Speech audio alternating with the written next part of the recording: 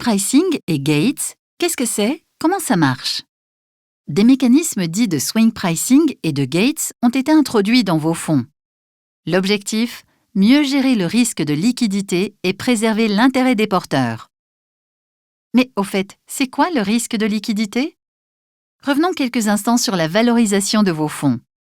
La valeur de part de vos fonds, dite valeur liquidative, varie en fonction du prix des actifs dans lesquels ces derniers sont investis. Et pour chaque valeur liquidative, le gérant agit en compensant les souscriptions et les rachats.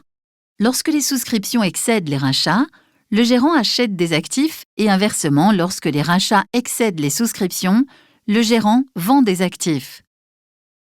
Tant que ces actifs peuvent être achetés ou vendus rapidement sans perte de valeur significative pour l'investisseur, on parle d'actifs ou de marché liquide. En revanche, en cas de marché chahuté, le gérant peut rencontrer des difficultés à trouver des acheteurs ou des vendeurs et donc obtenir des prix rationnels pour répondre aux demandes de souscription ou de rachat. De la même façon, lorsque les demandes de souscription ou de rachat sont importantes, elles peuvent limiter la capacité du gérant à acheter ou vendre des titres dans des conditions de prix raisonnables. C'est ce qu'on appelle le risque de liquidité.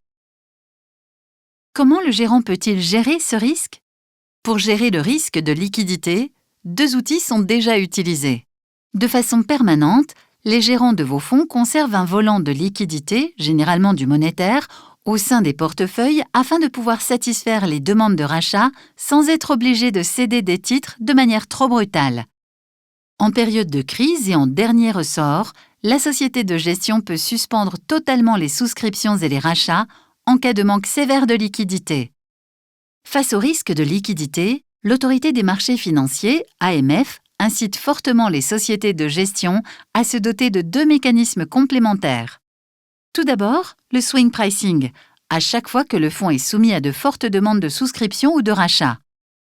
Ensuite, les gates, de façon exceptionnelle, en cas de rachat important en période de crise sur le marché. Comment fonctionne le swing pricing? C'est un mécanisme d'ajustement de la valeur liquidative activé quand le solde net des souscriptions ou rachats dépasse un seuil prédéfini. La valeur liquidative sera ajustée à la hausse en cas de souscription nette importante et à la baisse en cas de rachat net significatif, de façon à ce que les coûts ne soient supportés que par les porteurs à l'origine des mouvements et non par les porteurs déjà présents. Ce mécanisme garantit un traitement équitable des investisseurs et protège la performance du fonds grâce à un ajustement ponctuel de la valeur liquidative. Intéressons-nous maintenant aux gates. Ce mécanisme consiste à plafonner les rachats en situation de crise ou de tension sur les marchés.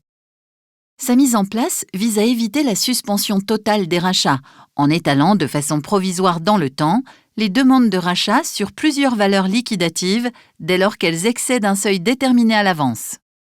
Ce dispositif permet de vendre les actifs investis dans les fonds dans de meilleures conditions afin d'éviter une perte de valeur pour l'épargnant et d'assurer l'égalité de traitement des porteurs de parts. Amundi s'inscrit pleinement dans cette démarche de protection des épargnants. Ainsi, Amundi a suivi les préconisations de l'AMF afin de préserver l'intérêt des investisseurs et leur assurer un traitement équitable et a doté dès le mois de décembre 2023 l'ensemble des fonds d'épargne salariale multi-entreprises de ces 2 mécanismes. Tous les fonds sont-ils concernés? Oui, à l'exception des fonds monétaires par nature liquides qui, eux, ne sont pas concernés par ces dispositifs conformément à la recommandation de l'AMF. Par ailleurs, vos éventuels fonds dédiés sont traités au cas par cas dans le cadre de la gouvernance d'entreprise. La documentation juridique des fonds a été mise à jour afin de mentionner l'introduction de ces 2 mécanismes et une information aux porteurs a été diffusée sur les sites publics épargnants. Pour ne rien manquer de nos dernières actualités, n'hésitez pas à consulter régulièrement vos sites d'épargne salariale.